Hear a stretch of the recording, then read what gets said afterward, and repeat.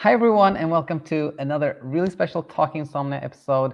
We have Inez with us. Welcome. Hello, very happy to be here. So glad you're here. And did I say it correctly? Yeah. I mean, everyone kind of has their own spin on it, but I think you did pretty good. All right. With that said, just briefly for the audience here, I like to share how this episode came about. Well, you were a client in BedTyme, and you worked with Michelle, had a couple of sessions with her. But that was a while back, and then you just actually commented on a post on Instagram saying, "Hey, I'd like to be a guest." And I was so glad that you decided to do that, because brings so much hope and inspiration. So that's the story behind it. But with that said, tell us in your words, how did you start having trouble sleeping? Yeah, so I have watched many of these interviews in my time. I have lent very heavily on the content that you provide for free. So I was like, it's only right for me to give back to the community, because seriously, some of the interviews have saved me. I would say that I am like the perfect candidate for what you describe for someone that would struggle with sleep. I'm a very type A personality. I come from a family who is all very like big on like just getting things done and working hard, and we're not a very like chill and relaxed family. Like we're a very active, go-getting kind of family, if that makes sense.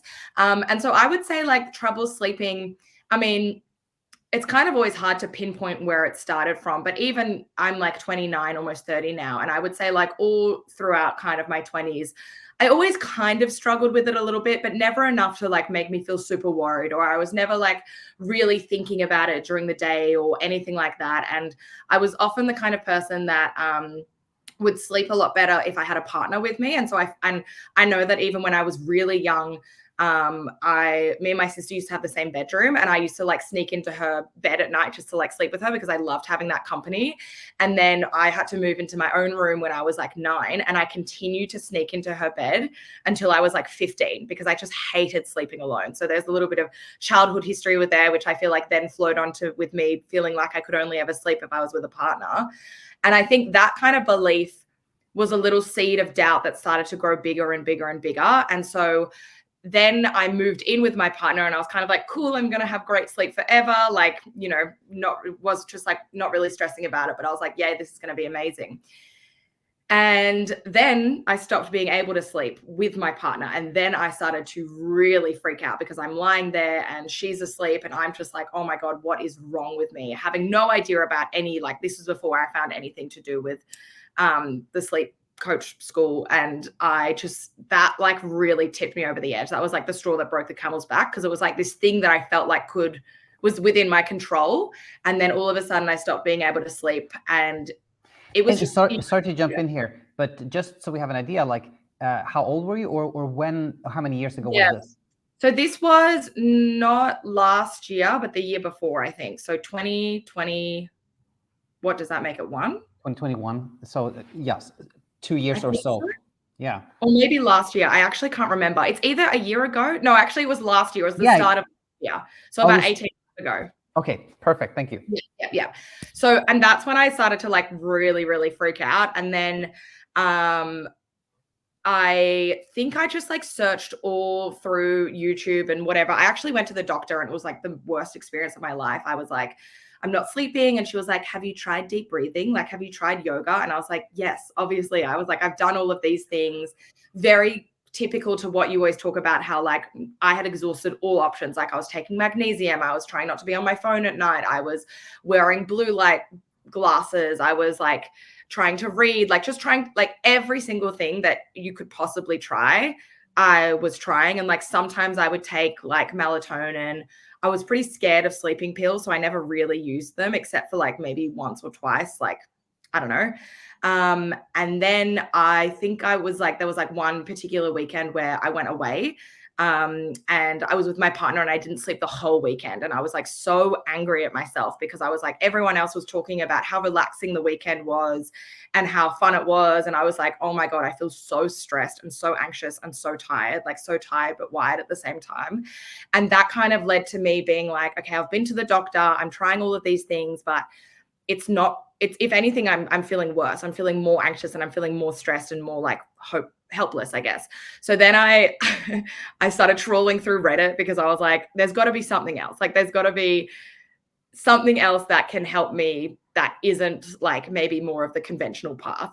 So then I found someone on the sleep like insomnia thread, I don't know, recommended your YouTube channel. And so then I started going on the YouTube channel, and I just felt this real sense of like, this is exactly what I needed. Like I was like, I can't believe I haven't seen this before, because I'd searched on YouTube before about how to like sleep and stuff like that. And it was always the same thing of like, here's a good bedtime routine and here's what you have to do. And I would drive myself crazy trying to do all these things.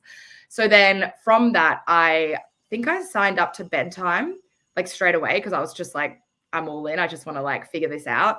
And that was really, really helpful, because every single day you're kind of like drip fed just enough information, but not too much. Because I think my tendency would be to like read it all and try to learn as much as possible and try to like speed up the process. But as we know with insomnia, that doesn't really work. And I would say like, I've started to feel better with my sleep, and I started to like sleep more consistently, whatever. But then, and we were actually working together in BedTyme at this time, so you might remember, Daniel.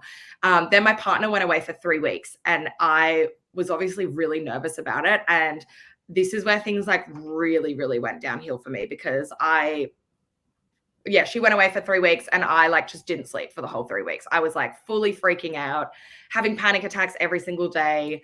I didn't have like enough of the information, or I didn't have enough like, I don't know, life experience or however to describe it, to like manage those thoughts at nighttime. So I would just get completely panicked and overwhelmed. And I probably didn't sleep for like, I mean, I think I slept maybe like, I probably had like 1 or 2 nights a week where I did just like completely conk out of like pure luck or whatever. And I was like, I think I was doing the BedTyme at the time, but for some reason I just like found it really hard when I was so stressed to like connect with that.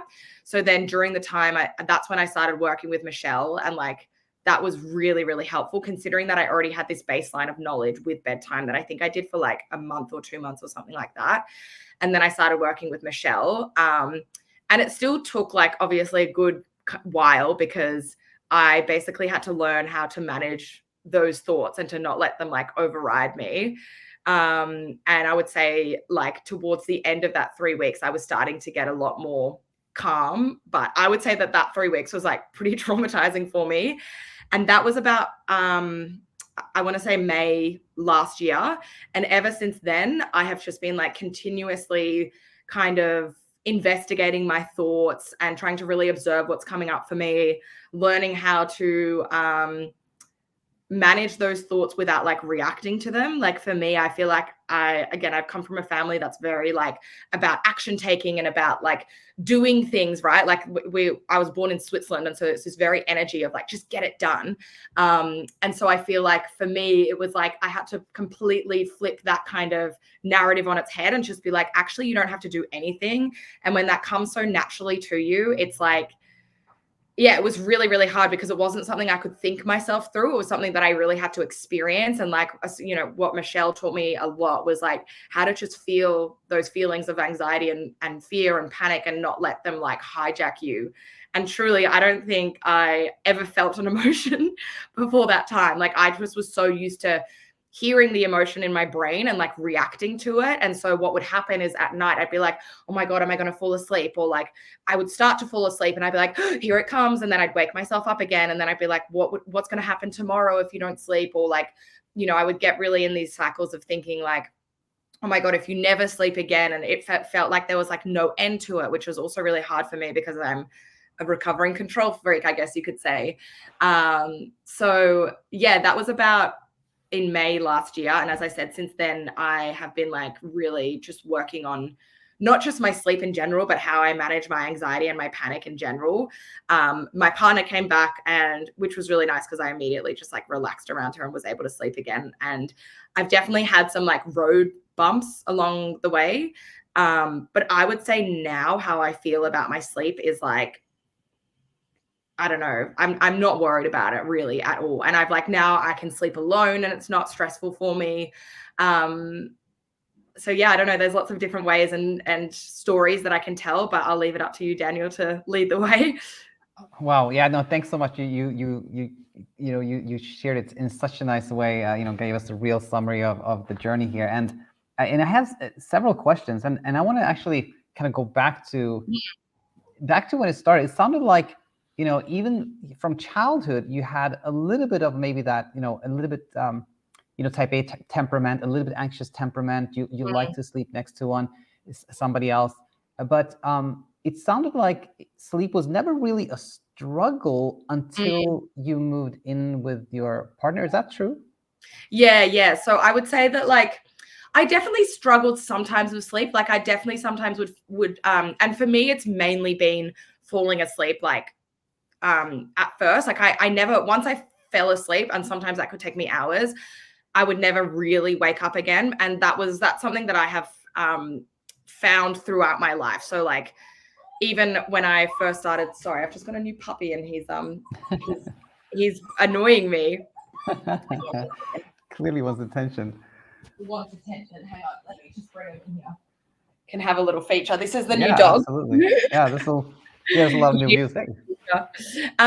So yeah, I would say that I always struggled with it a little bit, but never to the point where it was like causing me anxiety. So, like, for example, if I had like an early start, I might get like anxious about waking up early, and then I would struggle to sleep. Or like if I had something on my mind, or I don't know, if I had watched a scary movie and that kind of stuff, I would be freaking out about it. But normally I would just like wake up the next day and just be like, oh, well, that was kind of annoying, and just like move on with it. But I would say I sleep better now than I used to, for sure. And then, yeah, it was, I think, that like combination of like moving in with my partner and feeling like I had this safeguard of like, oh, okay, now I can sleep all the time because I've got this safety blanket here.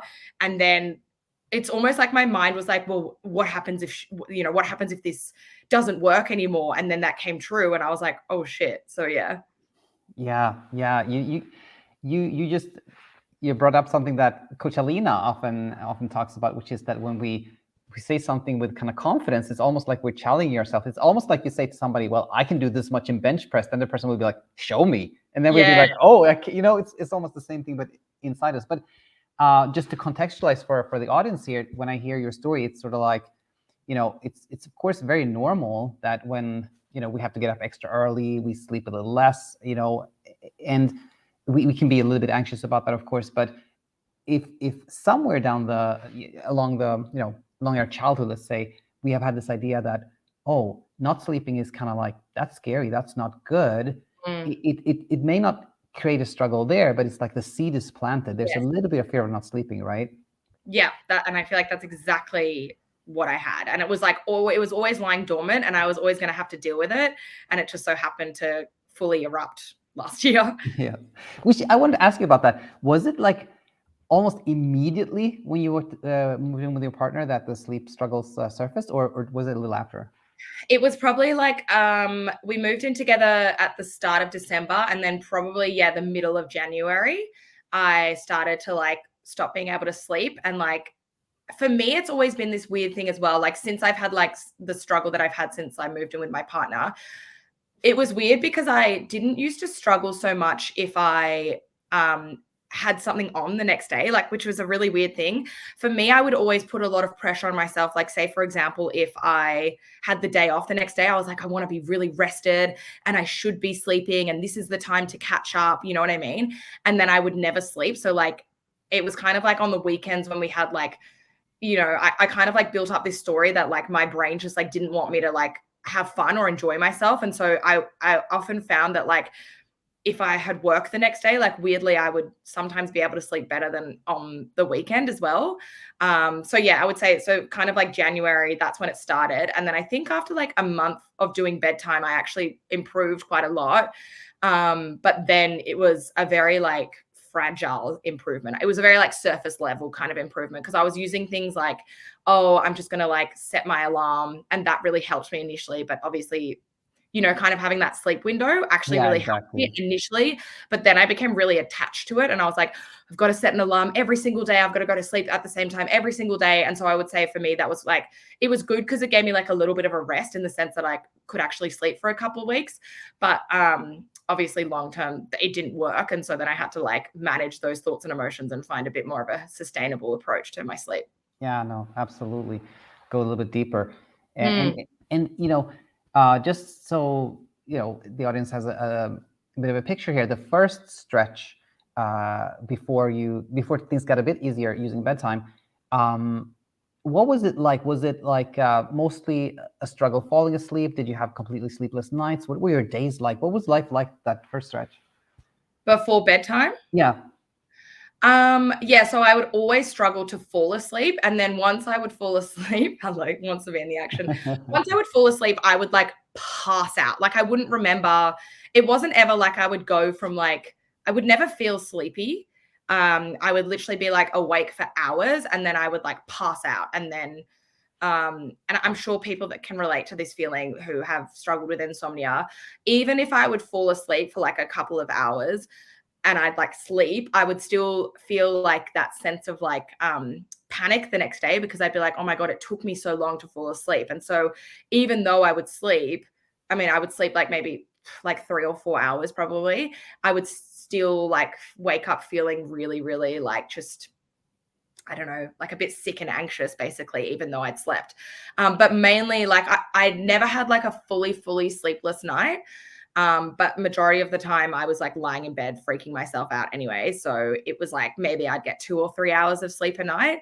And then I just like wake up the next day and like immediately feel panicked. Like there wasn't, as soon as I woke up, it would be like, oh my God, I had a bad sleep. And is this going to happen again tonight? And how am I going to get through the day? And like in the real like peak of it, which is kind of in the second stage, it's like every like hour you're like, oh my God, like how am I going to get through this again? Because it's like I can't. The shitty thing about insomnia is that it's like you don't get a break from it. Whereas like my sister has a fear of flying, right? And so when she's not flying, it's fine. I mean, obviously sometimes when she thinks about it, it's like scary, but she doesn't have to fly, or she can avoid flying, which is also not the healthiest thing. And I've now learned to like, in a way, be grateful for that for insomnia, because I'm like, well, I face this fear and now I'm over it. Whereas I know that some people have phobias that last for their whole lives. But it's really, really, really exhausting at the time because it's all you can think about. And it's just like this constant loop over and over again. So yeah, that early phase was kind of just like me and not really knowing either. Like I was still very much stuck in that thing of like, oh, I shouldn't be looking at my phone. And I'm like, was trying to do a lot of kind of rituals and like taking like all this stuff to try and like calm myself down. I'd get very stressed if I like took my like, if I like didn't have the right kind of sleepy tea, or like, I would kind of think, oh, if I have a bath, like that will make me want to sleep more. Or, you know, all my family was telling me all this kind of stuff as well. So that was kind of like what that first stretch was before bedtime. Yeah. No, thanks for sharing that. And then you well, let's go to that second stretch when things were really intense. How I want to ask you about like, were you still able to like work? How were your days like? Were you able to still get things done, or? Yeah, I mean, I honestly don't know how I did anything at all. It's such a blur to me at that time. Luckily, I think this is luckily, but I also think this is a bit of a curse, as I've heard you speak about how sometimes we can adjust our lifestyle to like the insomnia, which I think I kind of did because I run my own business. So it can be quite flexible for me to do things. I never had to cancel any calls or like anything like that. I wouldn't say I was my most productive, but like, you know, I still made money. I still had clients. I still got good feedback. I still got great results. I still did everything that I needed to do. And if anything, like I wouldn't have said this at the time, but now reflecting on that time, it forced me to like be a lot more detached from my work, because I was like, I just didn't have the energy to worry about certain things. Whereas like up until that point, I was very like anxious and stressed about work. Whereas when I was like really struggling in that, like, it was like a good like 3-4 week period when I was really struggling at that time, I was just like, I'm just going to get done what needs to get done. And then I just didn't have the mental capacity to like stress about anything. And so that's something that I've really taken away from that time, where I was like, oh, I can still like get stuff done without freaking out about it so much. So that was a really valuable lesson for me as well. Yeah. No, I can see that. And just kind of repeating that, but for the audience here, like you saw that even when you were not, at your, peak performance, you kind of muddled through, but the business was kind of like doing okay, which can teach you that, oh, I don't have to be like, completely laser focused, super worried about this for it to do well, right?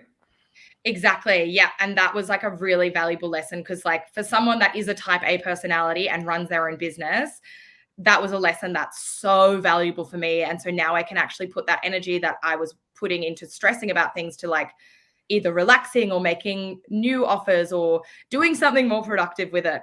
And for me now, resting is productive, you know, or like actually doing something helpful or valuable or whatever. So yeah.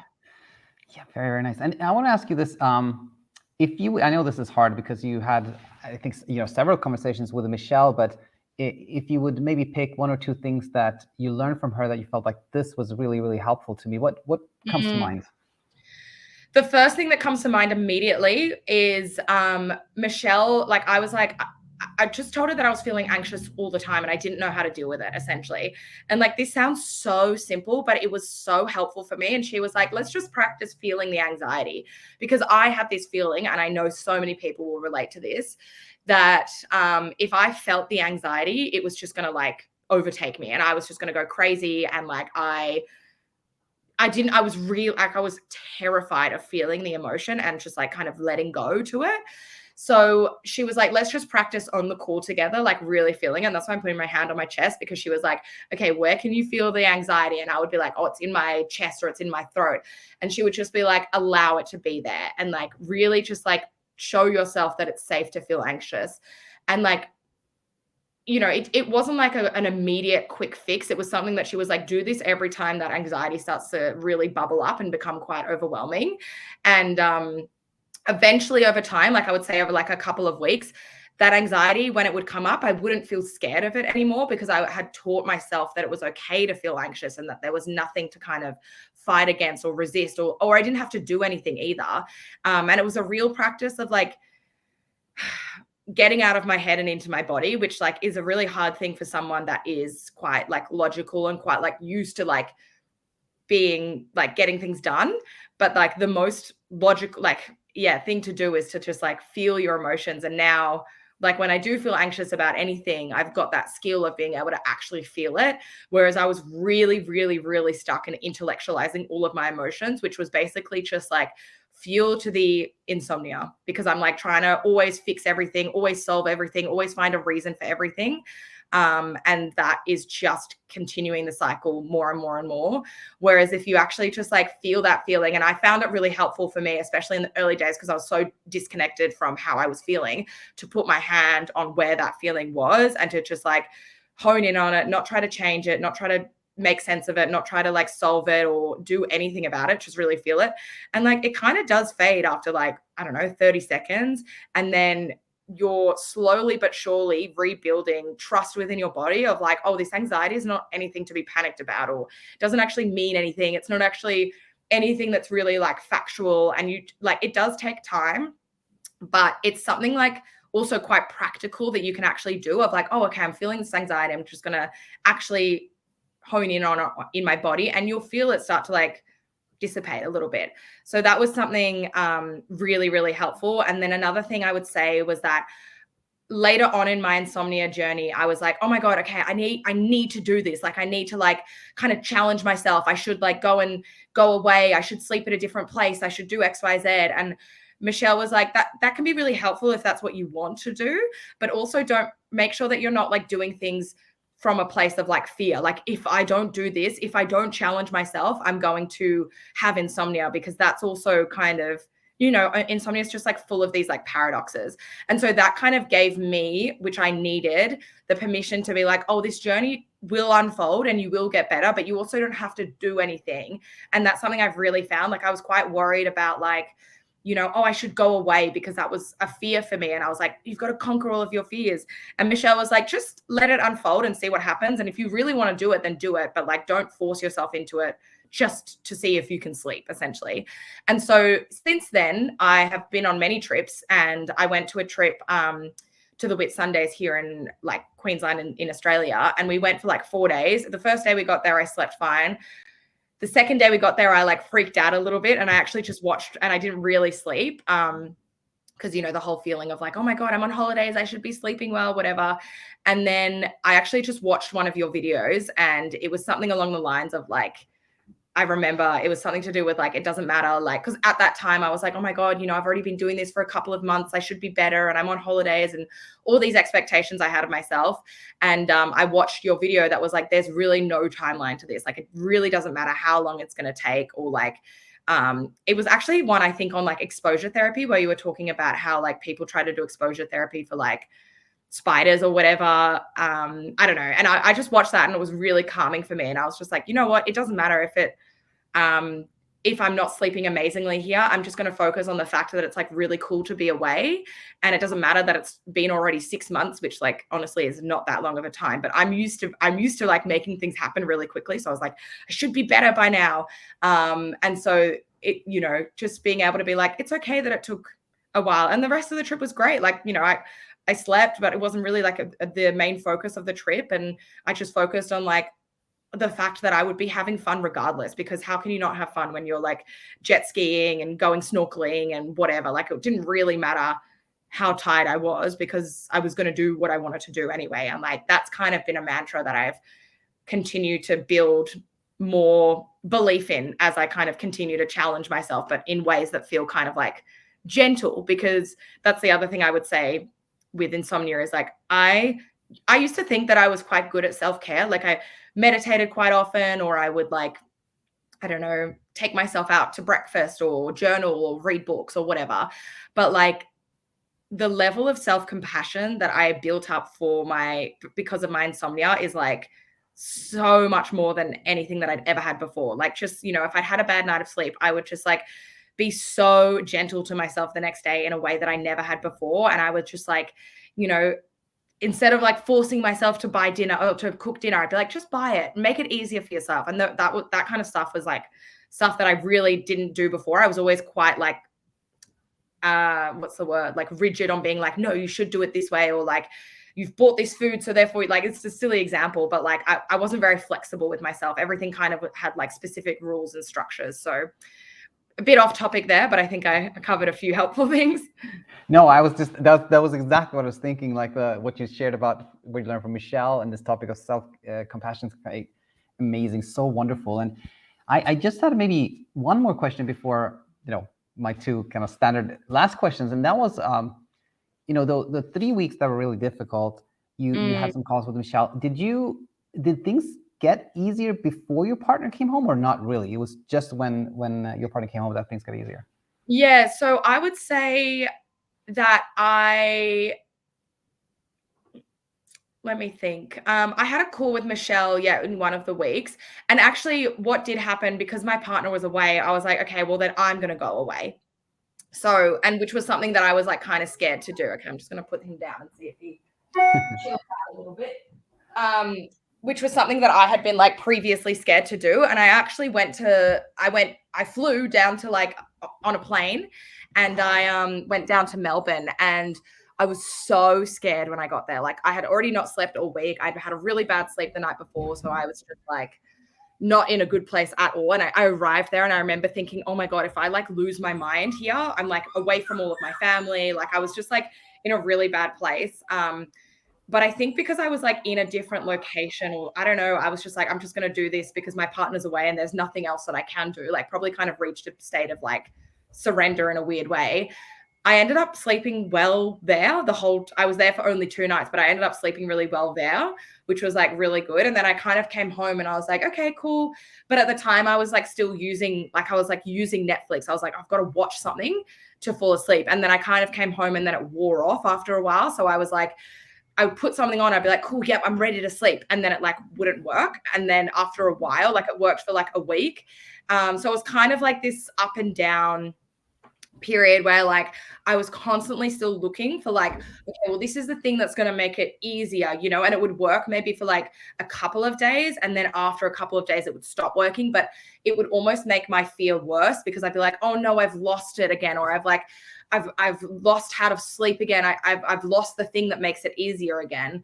So there was like some time where I was like, okay, but I would say right up like the last kind of couple of days before my partner came home, I had a really good session with Michelle, and I was like, I'm just going to make this day where I'm feeling really tired, the best day ever for me. And for me, like one of the best things that I now, if I like have had a really busy day or I'm stressed or whatever, is I always go to a sauna if I can, because there's just something about sitting in a really hot sauna that you literally cannot think. And so that's what you need when your brain is just going a million miles an hour.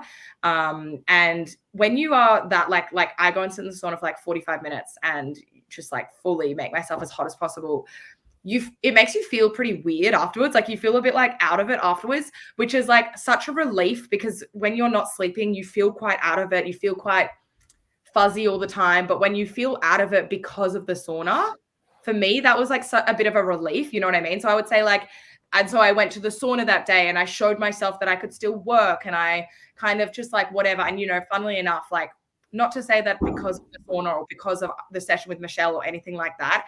I remember the last night before my partner came away, I had the best sleep ever. I woke up the next day and I was like, oh, I'm fine. Like, you know what I mean? Even though like the weeks leading up to that, I was just like having like out of body experiences, like panic attack. Like I was just fully freaking out. I just had no idea like how I was ever going to get through it. And it took me quite a while to recover from that, because that was last May. And even like, you know, then I kind of like came back to normalcy, I guess, a little bit, but I kept having road bumps is that what we call them? Speed bumps? Speed bumps. Yeah. Every now and again. And I would always freak out when I would have them, because I'd go through like a patch of having some really good sleep. And then I would start to freak out and I'd be like, I don't know what's changed. I don't know what's happening with me. And so then at that point, what I would do is just like get back into listening to some of your podcasts, or I'd watch a YouTube video, or I did book in a few extra sessions with Michelle. And then eventually, you know, I would say I did have a speed bump, like, when was it? A few months ago. And that was, I just like felt like that was like kind of going to be my last one ever, because I had this like moment of realization of like, every time you have a speed bump, you're trying to figure out what's wrong or what's changed, because that did serve me to an extent earlier on in my journey, where I was like, okay, how can I change my response to this? Or how can I be more okay with this? How can I meet this with more peace? But I would say now I'm not even trying to do that. I'm not like reacting to these emotions or thoughts anymore.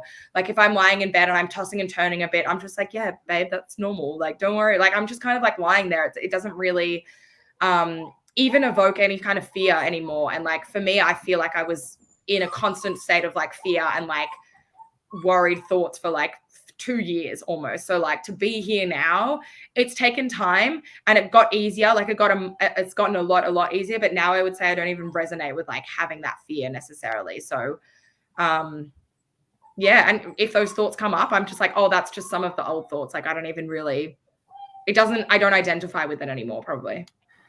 Absolutely. No, it's so well said. And you know, I was curious if, you know, since, you know, it kind of all started with this idea that, oh, I just need somebody next to me, then I'll sleep really well. Well, you did get to experience that night when you slept by yourself. You slept fine. It's just nice to have experienced that.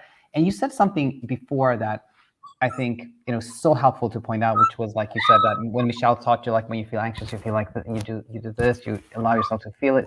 And you mentioned at some point during this talk that you were like, now if I feel anxious, it doesn't really scare me anymore. And when we think about that, what are we saying then? We're like, anxiety doesn't scare me. We're essentially saying that fear, which anxiety is a type of fear, right? We're essentially saying we're no longer scared of being scared. Sorry, can you hear the dog? Whoa. Oops, hang on. Let me just move out of the way so we can't hear. So he doesn't see me at all. Literally having a little cry. That's the joys of having a puppy. Yeah, they need to be involved in absolutely everything. Is it a duck sound? Yes, it is. Yeah, so cute. Our family friends have one, and they're so cute. But anyway, yeah, fear. Like it's really so often about that, and when we're no longer, it can sound difficult or tricky for people. But I want to emphasize that when we're not scared of being scared, then we may still be scared, but it doesn't become a cycle, because we're like, I'm scared, and it's okay to be scared. When we're scared of being scared, then it escalates, right? Absolutely. I couldn't agree more. And like I found it really hard to like wrap my head around that, because the thoughts that you're having about not sleeping feel so legitimate. Like you're like, yeah, but if I don't sleep, I am going to feel like shit. And that is true, but it also doesn't have to be something that's scary, like, because it's actually not. And you will sleep eventually, and you always do, and you've made it this far, so you'll always figure out a way to make it work. And like, Yeah, I think it's just like the repetition. And that's why I'm so grateful that there's so much content that you provide, because you just need to hear it over and over and over again from many different people's voices, many different perspectives. Like, I just listened to so many interviews. I remember I listened to, is it Sonia? Her? Yeah, Sonia, yeah. Yeah, when I was like in the thick of it, I was like, oh my God, am I going to die? Like, I felt just so overwhelmed. And I remember listening to her interview and I was just like, okay, someone else has probably experienced it even worse than me. So, and she's describing all of the same things as me. So therefore, if someone can describe exactly the same things as me, then it must mean that I don't have something that's like way worse or more broken than anyone else. And I took comfort in that. And it's just like, you like, for me, you can't like really listen to enough. Like, it was just so beneficial for me to have like lots of repetition.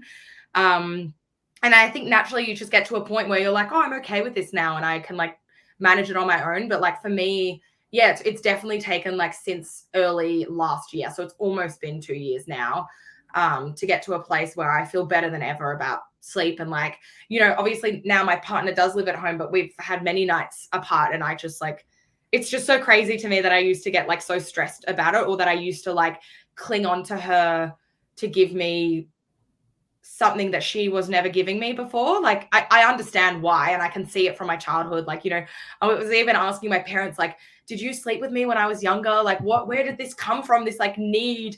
But now it's just like, you know, when you sleep, you're by yourself anyway. So it's just kind of like, you just lie there and you go to sleep and it's like, they're there or they're not there, whatever. But I know a lot of people like sleep better with their partners as well. Like, I think that's normal to an extent, but like, you like, for me, it was like a need. It was like, if I don't have her there, it's something bad's going to happen. But now I'm just, yeah, it feels really nice to be self-resourceful and to like trust your body. Yeah, so nice. And you know, you just mentioned something in passing that you actually would say that sleep is easier now than actually it was even when you were young. Yeah, absolutely, without a doubt, because I would often like, sleep still felt like quite an elusive thing. Like, as I was saying, like I would often get like worried about waking up early, or if I was having enough sleep, or like, I don't know. Yeah, if I was like tossing and turning at night, sometimes I'd get a bit worried about it. Whereas now I just like, I don't get worried about it. I don't even like really, I just like don't indulge in any thoughts that are like worried about sleep at all. So even if I have to get up early, or, you know, even recently, like this has been a good test for my insomnia, to see how I feel about it, because we've got a puppy, right? And they like can wake you up during the night and that can be really disturbing. And like, I used to get really like flustered if I couldn't get my like right sleep, or if something woke me up, I'd feel really stressed about like getting back to sleep or how I was going to feel the next morning.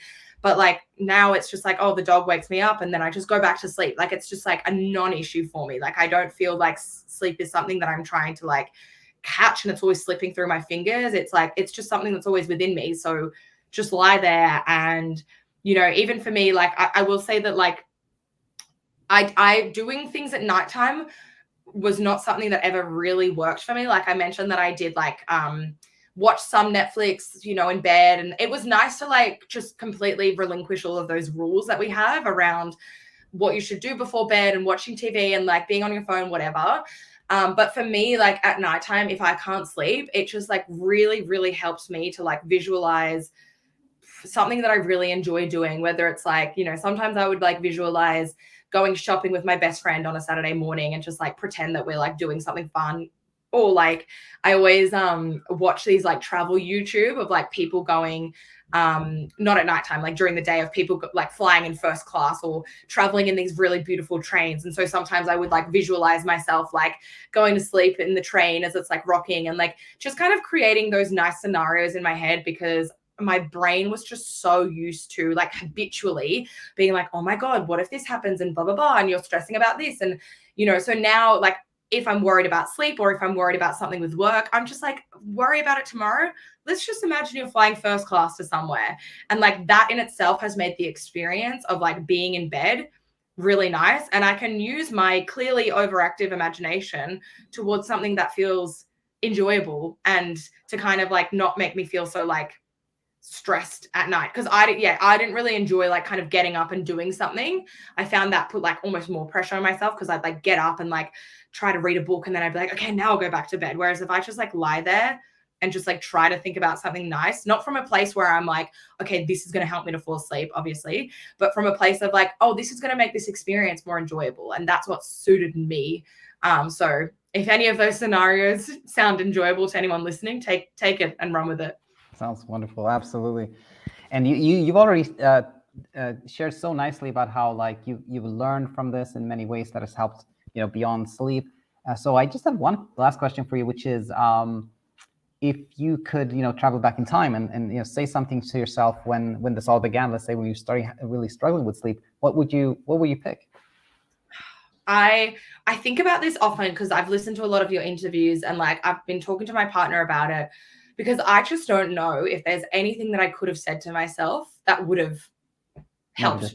Yeah. Because I just think that in a very strange way, I feel like I needed to get to a point where I was so mentally overwhelmed and panicked before I would listen to the advice, because I just didn't find it useful, or I thought it wasn't useful to like learn how to manage your emotions. I thought that I was doing that by analyzing them, whereas I actually needed to learn how to feel them and how to diffuse them and how to just like sit with them and not react to them. And I just, knowing my personality, I just don't think there's anything I could have said at the time.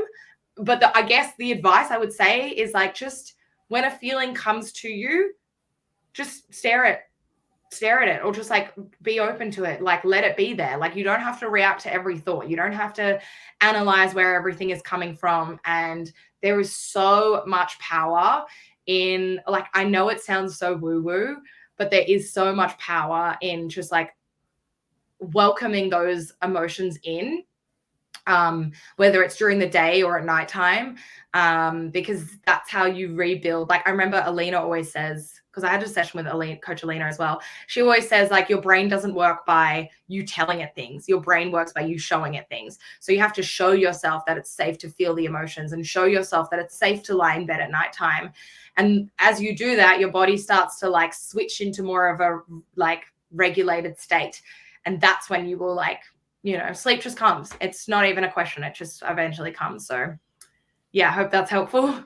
No, very, very helpful. You shared so much insight today. And so I just really want to say thanks so much for staying in touch. Thanks for helping out with sharing all your wisdom, and be in touch again. Thank you so much. Okay. Bye, everyone.